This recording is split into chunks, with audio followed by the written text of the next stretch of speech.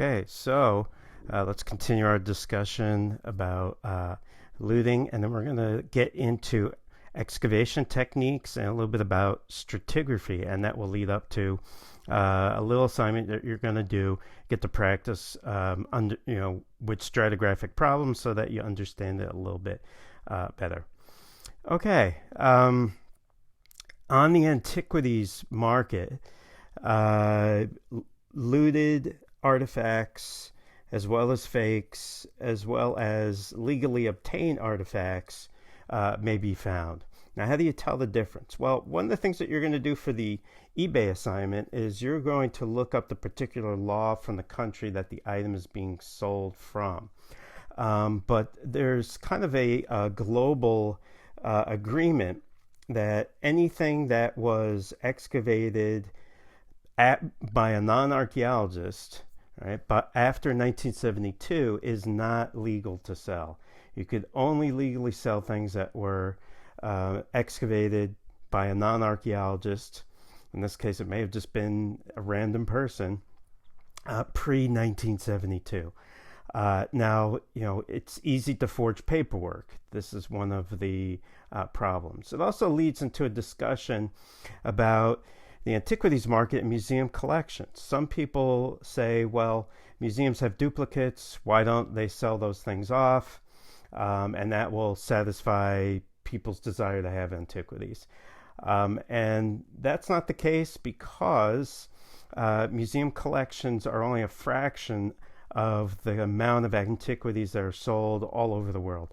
And countries like Italy, it's illegal to buy antiquities, Roman coins, statuettes, things like that, and leave the country with them.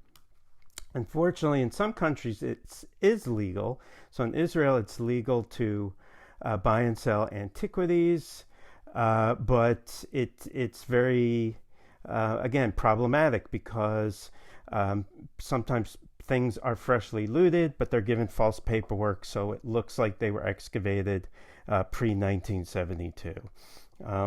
So because of the looting and because of the antiquities market, there's a lot of destruction of archaeological sites. You saw those pictures from Iraq. I mean, all that stuff that was dug up, some of it was sold on eBay at the time. Some of it was sold to other people who then sold it to other people in stores in Europe and shops in the United States.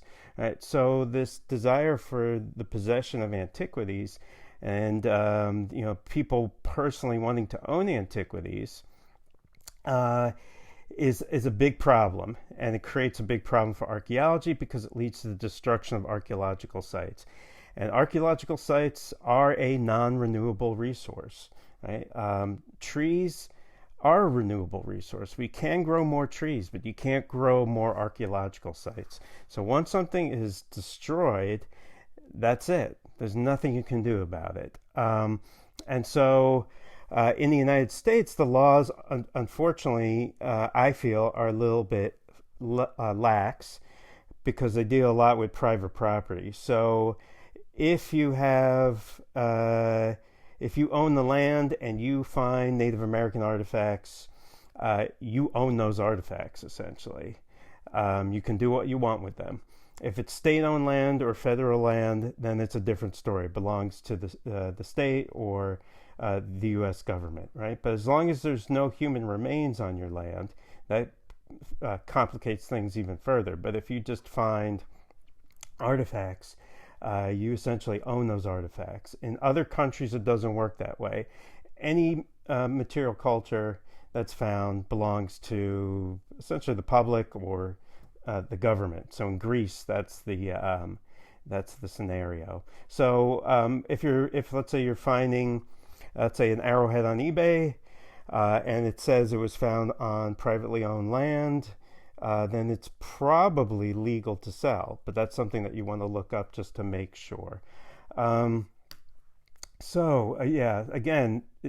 selling things from museums or universities is not going to solve the problem. I think that the best thing to do is to encourage people to buy replicas of artifacts if they want to own something. I actually own a lot of replicas and I use them for teaching.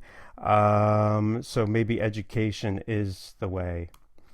All right, well, let's take a look at different kinds of excavation strategies. There's different ways that you can plan your excavation, and this is kind of very, very broad. There's obviously a combination of horizontal and vertical, but if you're looking at, let's say, something like a tell or even an archaeological site that has multiple layers, you can choose to do a horizontal excavation or a vertical excavation.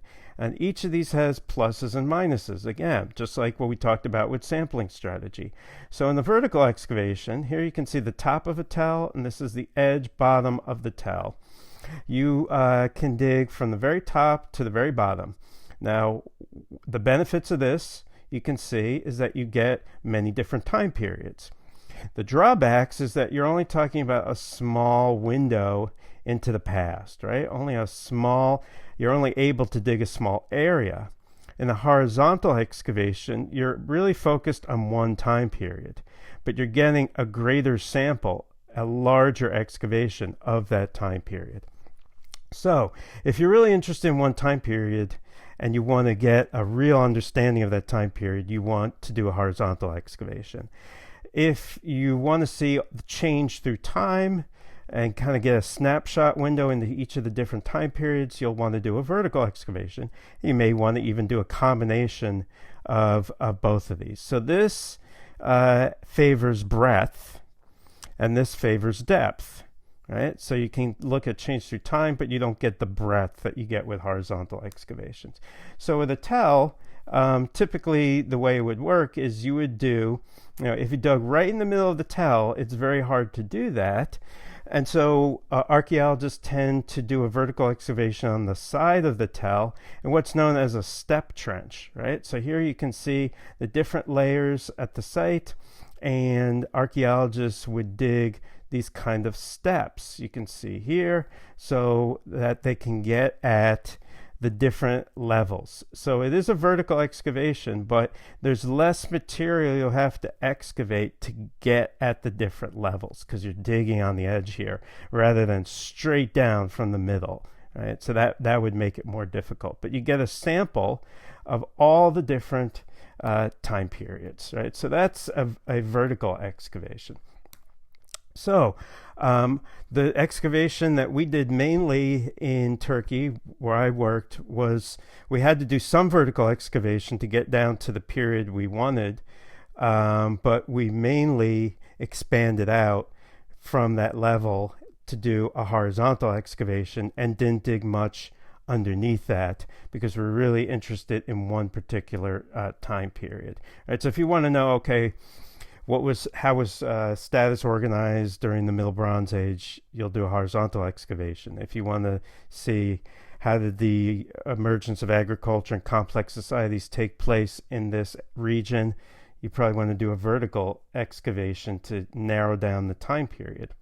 Okay, at the end of the excavation, if you have multiple layers, you'll be able to see those layers on the earth that is unexcavated. And this is known as stratigraphy. It's the same in geology, the different strata. Now, there's a very simple rule as to which layer is older than which. And this is the law of superposition. Super means above and position. And basically what this says, right, if you had to, guess, is this layer, this red layer, is this older than this green layer? Or is it younger than the green layer? Right? Well, it is older, right? So anything beneath something else is older. Anything on top of something else is younger because these things are deposited one after the other, after the other, after the other. But as we're going to see, you cannot just excavate in arbitrary levels, right? You can't just say, well, I'll dig 10 centimeters down, then I'll dig another 10 centimeters and another 10 centimeters, because you can see the stratigraphy is not, in many sites, is not nice, neat, straight levels, right? There's different things that could go on, right? So here you can see the remains of a wall, probably a structure existed here, and you can see mud bricks that fell during the collapse. You can also see a pit. As we said, pits are secondary context, right? Well, you can see that this used to extend all the way across. These levels used to extend all the way across. This used to extend all the way across. So is the pit that was dug, is it younger or older than this stuff next to it? The pit is younger because the pit was dug into material that already existed there. Right? So you can see there's a logic here. Now what you can do with stratigraphy is you can tell that something is older or younger, but you can't get an exact date. So this is another form, just like we saw with frequency seriation with those Marblehead gravestones. This is another example of relative dating, because relative to this, this is younger. Relative to that, this is older. I mean, you don't know by how much necessarily. So you can see here, this is a pit. You can see it's a different color than the stuff around it. You can see some of the levels here, some of the remains of a wall. And so archaeologists pay very careful attention to the stratigraphy. During the excavation, at the end of the excavation, the stratigraphy is recorded very carefully so that as you were excavating, you might have excavated some animal bones, let's say from this ashy green layer, right? You can reconstruct, okay, you know, this material from here probably dates to this time period. We know it's younger than this layer over here. Right? So stratigraphy is very important. And again, superposition is a fundamental rule. Anything below something else is older. Anything that cuts into something else is also younger, right? Because to cut into something, that something had to exist. So some people think of it almost like, you know, when you throw stuff in the trash, you know, you can see the week is reversed. And so when you're digging from more recent times to more ancient times. You're essentially digging backwards in time. Okay, let's look at a couple of rules also in stratigraphy, and I'll talk about the assignment that you guys are going to do. Right? Okay, well here you can see material. This is the natural material, and then this is material from the Iron Age. Right? So you would say that these ditches come first, and then the soil on top of those ditches comes second. Right? Now if you look over here, the Romans, it looked like, leveled this off and they put some material down. Then what they did is they dug into that material and they built a wall. And then they built a floor abutting the wall. This is another rule of stratigraphy. Anything that abuts or is built up against something is younger than what it's abutting against, because this thing had to exist for this thing to go right up to the edge of it. However, if this floor existed before the wall, you might see the wall on top of the edge of the floor, or you might notice that the floor is cut in order to create that wall. So the floor was here, the Roman road was here, then that place was abandoned, and so you have collapse. The collapse is post use of that building. All right, then what happened? Well, let's reconstruct it. It might look a little confusing, but then what happened is you had this Saxon material in purple, and it's Anglo-Saxon remains, and you had this clay floor that probably went all the way over here. Right? Then what happened is in the medieval time period, they dug a pit and they threw trash in there. Later on, they dug into the pit and built a wall. How could you tell that? Well, you can see that the wall cuts into the pit. The pit is not built up against the wall. The wall is cutting into the pit, which means the pit comes first, then the wall, and they build a floor to go with the wall, to go with that building. Then it's abandoned, and you have all this collapse. Then you have material on top of that. Right? Then you have 18th century cobbles and some remains on top of that. And then in the 19th century, they dig another hole in order to build the foundation for walls. So these things are the foundations for the walls. Okay, an archaeologist pointed out again about stratigraphy, you don't want to dig in arbitrary levels because pits, again, can disrupt things. You know, this pit is younger than the material around it, and all the artifacts in it are younger than what's around it. And so if, you know, the proper way to dig this would to be remove layer after layer. You would probably dig out this entire pit first, and then you would remove these layers. But if you were just doing it arbitrarily, you know, at this bottom level, if you dug everything together, you would find an artifact from the 3rd millennium BC and a coin from 1910 AD, right? And then a 2nd century coin AD. And that would really confuse things, obviously. Okay, so some of the basic rules. If A is above B, superposition, then B is older than A. If A cuts into B, again, B is older than A. If A is built right up against B, then B is older than A. Right? Okay, so let's take a look at what you're going to do for the problems that I'm going to put in this little exercise for you. Right? Okay, obviously we don't have an open archaeological site on campus. So we have to get a little creative when it comes to looking at stratigraphy. So if you are on campus, it would be helpful to visit these 2 locations. If you're not on campus, the pictures I'm going to provide should be enough to answer the question. Right? Okay, I want you to go to 2 locations. 39, as you can see here, this is Lake Michigan Hall. So this is, you know, we met right here, remember, to do the nut site lab. There's a little tent over here. Right, and so what I want you to do is I want you to walk along the main walkway that goes to the rest of campus.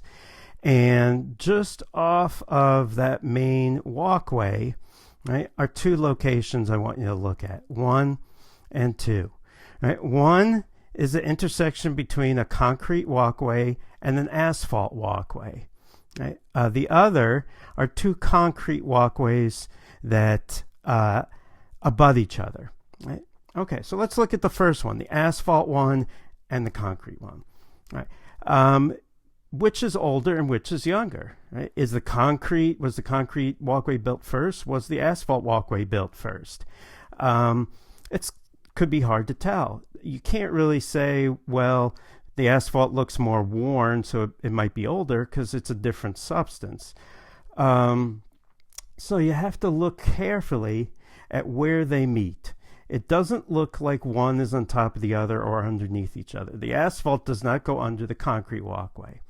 Right, but if you look closely, what you will see, here's the concrete, and here is some concrete sticking off of the edge that looks like it's broken.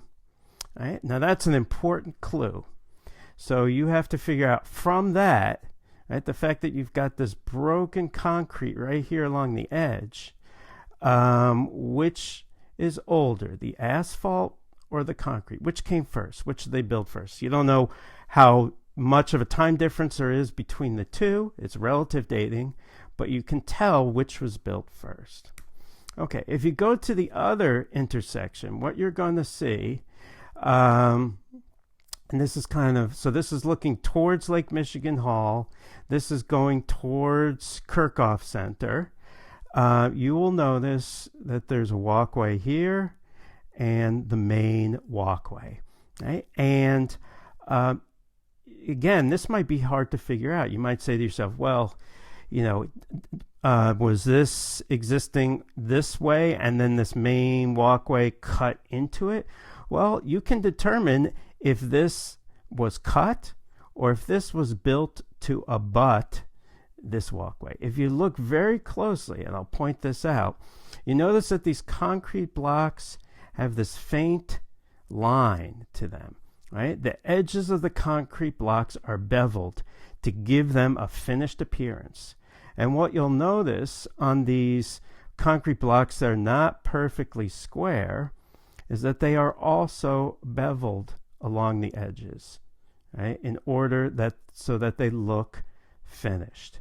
Right? If you go to campus, you'll see this a little better. Let me just, yeah. So here's another example. Right? They are finished along the edges, which means that these blocks were built this shape. They were built precisely in this, unusual shape, and then they were given this kind of finished appearance. Right? So what does that tell you? Is this older or is this younger? Right? Was this built first and this walkway was built up against it? Or did this walkway pre-exist and this walkway cut into it? Right? So this is the kind of stuff that people use in order to tease out what's going on at an archaeological site.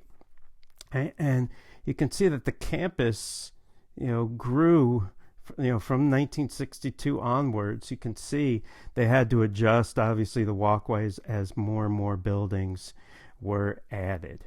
Okay, there's a question in the lab regarding a site that we'll talk about throughout the semester in Turkey called Titriş Huyuk, where archaeologists did an excavation off of the tell, a horizontal excavation to get a wide exposure, and they found something interesting. Right? What they found is that when they were excavating this neighborhood and they dug below the street as they started to dig and remove some of the house walls, what they saw is that right underneath the walls of the house, the street extended a little bit under it. What that means is that the street is slightly below the walls of the houses here. So what does that mean? Were the houses built first or was the street built first? And if let's say the street was built first, what does that tell you about that society? If the houses were built first, what does that tell you? Right? So that's one of the questions that I want you to look at. Let me show you the rest of the lab.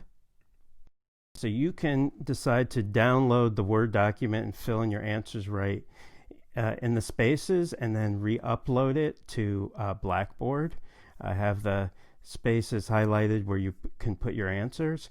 The next one is a stratigraphy problem. I'd like you to just try and put these in order based on what you think, based on what you know so far about stratigraphy.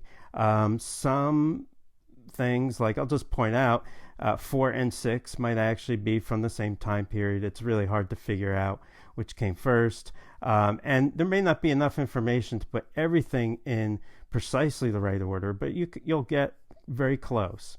Right? Okay, then there's a couple questions about this stratigraphy. What this is trying to show is you can see these pits. Right? There are questions like, which vessel is the youngest? 4, 5, or 6? And there you would have to see, okay, you can't go, what this example is showing you is you can't go by the depth, which one is the deepest. You have to go by the level, because some of these levels are intrusive and are actually younger than what's around them. Okay, the next one is called cross-dating, and you'll put your answers under here. I'll give you an example of what this is. This is essentially telling you that you have 1, 2, 3, 4, 5 different sites. Each site has some stratigraphy, but not the whole master sequence of all the stratigraphic units, right? So for example, let's just say that R is the Islamic time period and I is the Byzantine time period, right? And G is the Roman time period. And so you find layers at different sites in your region, but not one site has all of the layers from all the time periods that people live there. So what you got to do is you have to use the different sites to come up with the full, complete master sequence. And so what you do is you'd say, okay, I. Is anything above I here? Well, look, here's I over here. R is above I, right? Is anything above R? No. So you know R is on top. Then it looks like I. Then you look at G, right? And G is G below I. It looks like G is below I. G is above H and T, right? So it would be R-I-G-H-T, spelling right. In this case, it spells something. In the other examples, it does not spell anything. Okay, so try and tease that out. The last question deals with a map and stratigraphy. And I have these trenches here, and the way that they are, what they're trying to show you is the different levels inside of this trench. But essentially what is being said in these levels here is that house 5, and you can see that the different colors here, these are houses. Each house is associated with a trash pit. One house and one pit per level. You've got 6 levels. You want to figure out which house goes in which level, which pit goes in which level. So far, you know, based on the stratigraphy, E, B, 4, 6, and 5. So, for example, let's say you were looking at 4. 4 is in level 4. Is house 3 below 4 or above 4? Is house 3 younger or older? By telling if it's younger or older, you can then figure out which level it goes into. Does it go in these levels or that level? And you're going to do the same kind of logic and process of elimination with the rest of the houses and the rest of the pits. So it shouldn't take you too long to do, but it will give you a little bit of some practice working with stratigraphy. Let me know if you have any questions, obviously.